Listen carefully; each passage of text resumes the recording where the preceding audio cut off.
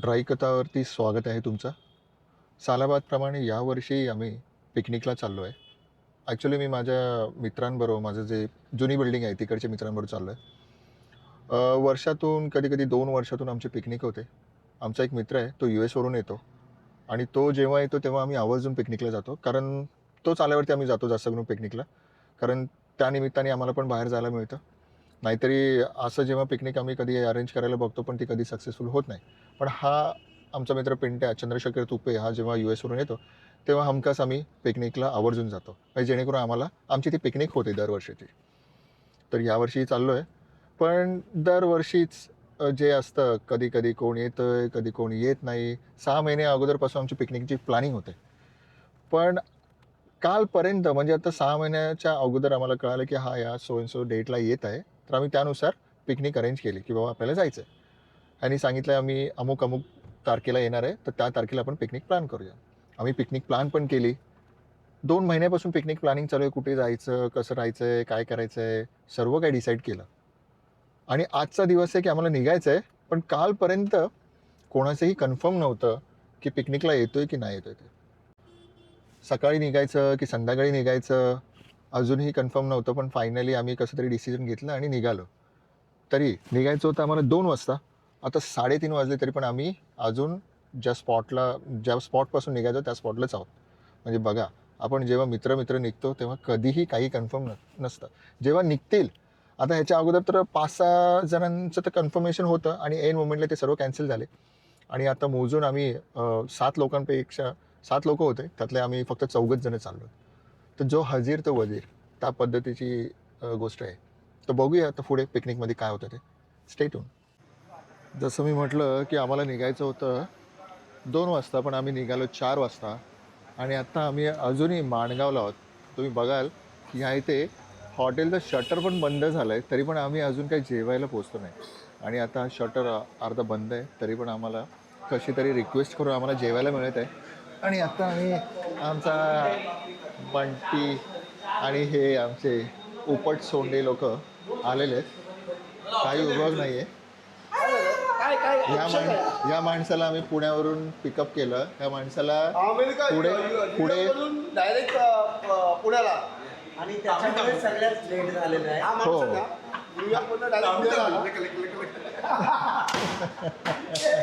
तर आता आम्ही जेवण मागवलेलं बघूया. जेवण आलं की आम्ही तुम्हाला सांगू इथलं जेवण कसं आहे. हे आनंद भवन म्हणून हॉटेल आहे. माणगावमधलं खूप फेमस हॉटेल आहे. मस्त जेवण मिळतं, नॉनव्हेज वगैरे आहे.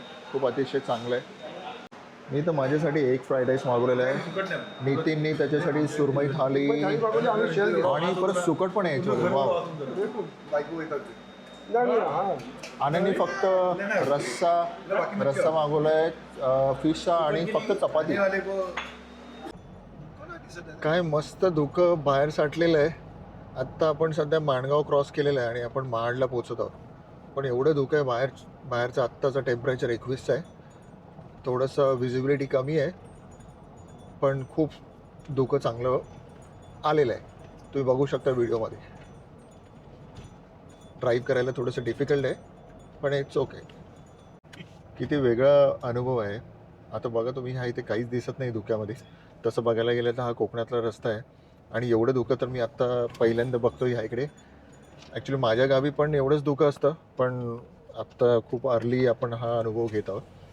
मित्राच्या म्हणण्याप्रमाणे या इकडे बिबट्या पण दिसतो, पण आपलं जर लक असेल तर आपल्याला दिसला तर. पण चान्सेस खूप कमी आहेत, पण तरी पण बघूया. जर काही दिसत असेल तर बघूया. आमचे सर्व मंडळी आंघोळ वगैरे करून नाश्ता करायला तयार झालेले आहेत. हे नाश्त्याला काय आहेत? हो, सुकट आहे आणि भुर्जी आहे आणि ओके भाकरी. म्हणजे फुल गावचं जेवणच झालं आहे आमचं नाश्त्यामध्ये. फायनली आम्ही निघालो.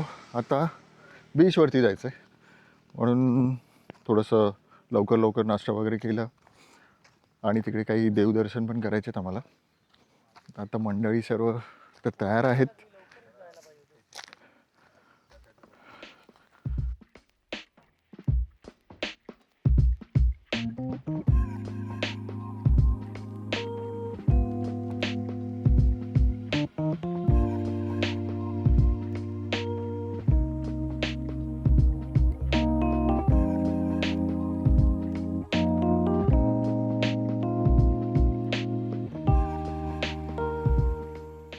राईट साईडला तुम्ही बघाल तर ही महाडची सावित्री नदी, खूप अतिशय सुंदर असं वातावरण आहे आणि निसर्गरम्य आहे. फरक एवढंच आहे फक्त आपण मुंबईची लोक कधी येत नाही या साईडला, तर आवर्जून कधीतरी असं गावी येत जा, हे तुम्हाला खूप मजा वाटेल. अगदी 4 तासाच्या अंतरावरती असणार हे ठिकाण आहे. आणि गाडीमध्ये पण आम्हाला खूप डुलत डुलत मजा येते. कारण आमचा पिंट्या पॉवर मोडवरती गाडी चालवतोय. आम्ही तो त्याला US वरनं मागवलेला आहे. US वरून ड्रायव्हर आलेला आहे खास.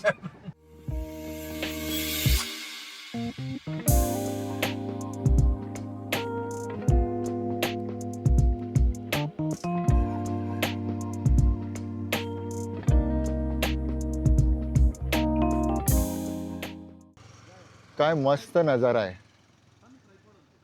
अरे खरंच काय व्ह्यू आहे रे, बघण्यासारखं आहे.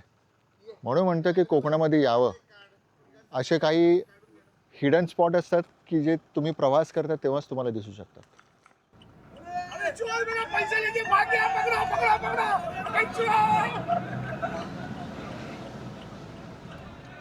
आपली गाडी आता जेट्टीमधून फिरणार आहे. जेट्टी नाही, काय बोलणार त्याला, बोटमधून फिरणार. जेट्टी याला म्हणतात ना. अच्छा, ही जेट्टी हा, ही जेट्टी. बोट मध्ये आपली गाडी चाललेली आहे. Trawler trawler. ही आपल्याला पोपटी बनवायची पोपटी. बघा आपली बोट निघालेली आहे आणि त्याच्यातून आपल्या गाड्या चालल्या आहेत आणि मंडळी सर्व बसलेली आहेत वरती. आपली गाडी पण इथे दिसत आहे.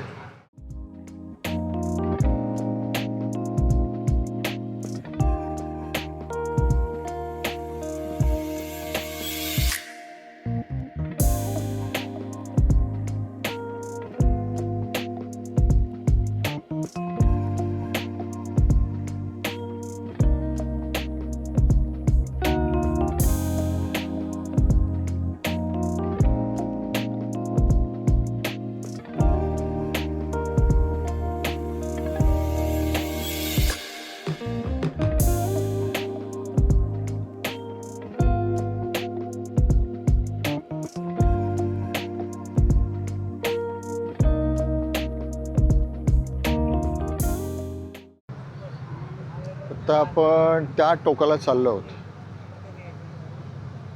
त्या टोकाला आपली गाडी उतरेल आणि तिकडून आपण आपला पुढचा प्रवास करूया. पण खरंच खूप मस्त वाटतं गाडीवरती, सॉरी आय मीन बोटवरती येऊन गाडी घेऊन यायची. असा काहीतरी वेगळा एक्सपिरियन्स आहे. आम्ही फायनली दिव्यागर बीचला पोचलो आणि बघा ह्या दोघांनी काय शोधून काढले तर बीचवरती मोदक. पहिल्यांदा मोदक बघतोय बीचवरती आम्हाला सापडला. अरे वा, चांगली गोष्ट आहे. या मावशीने पण बघा मोदक थोडे भरून आणले.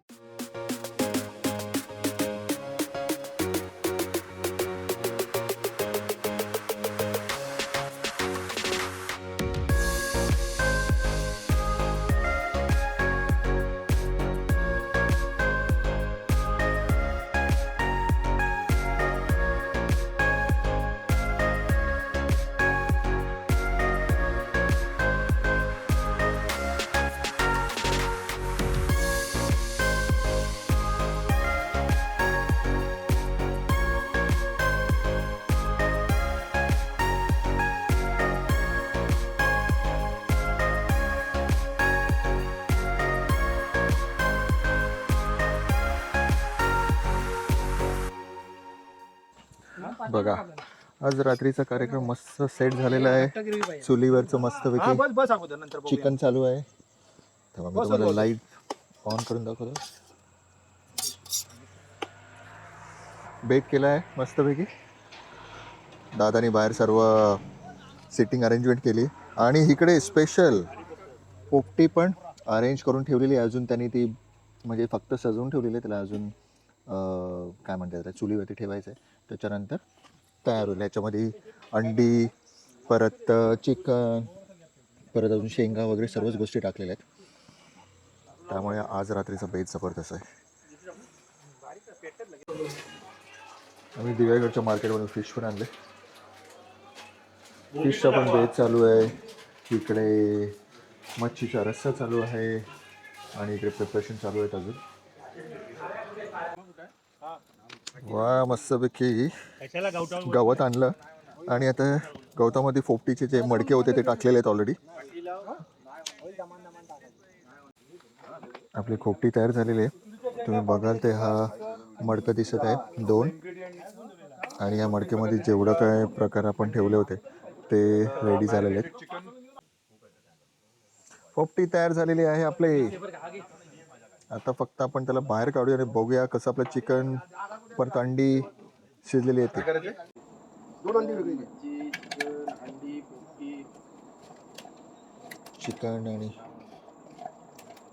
चिकन आणि अंडी बाहेर आलेली आहेत. माँ बेटी दोनों एक साथ. माँ बेटी दोनों एक साथ आ गए बाहर. पहिला मुर्गी या अंडा होता है क्या इसमें? पहिला अंडा आहे आता. हाँ नहीं इसमें नहीं, एक्चुअली मैं पूछ रहा हूँ. हाँ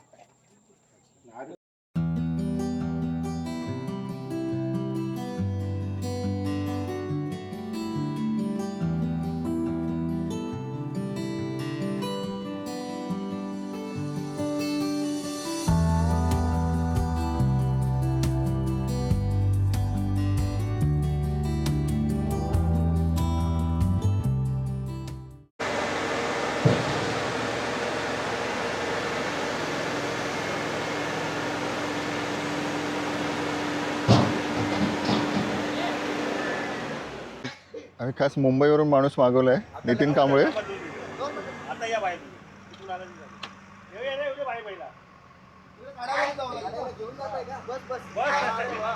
वा नितीन कांबळे थांबलेला आहे.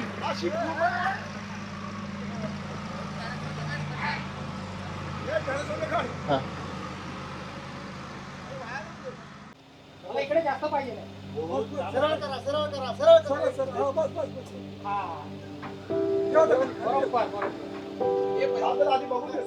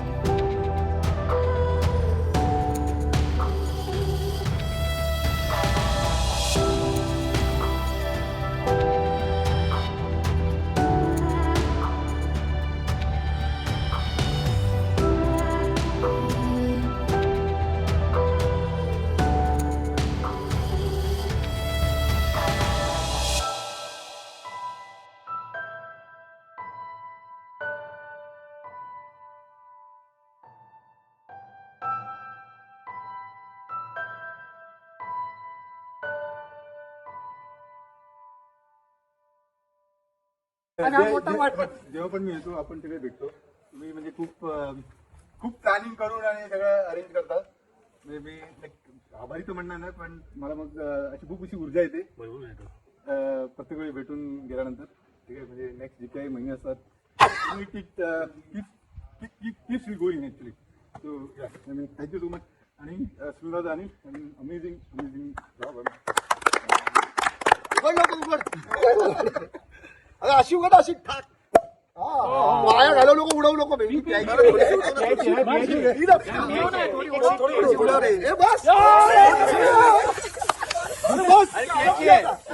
बस कसं करायचं त्यांनी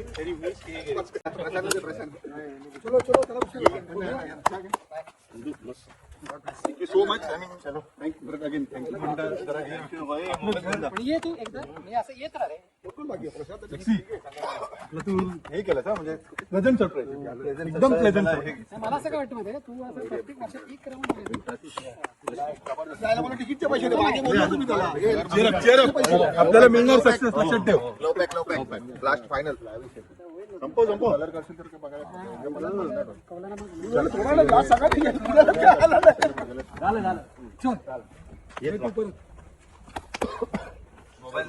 भेटून खूप खूप आनंद झाला. Thank you so much. एवढी सगळी म्हणजे अरेंजमेंट पूर्ण व्हाईट ग्लोव्ह सर्व्हिस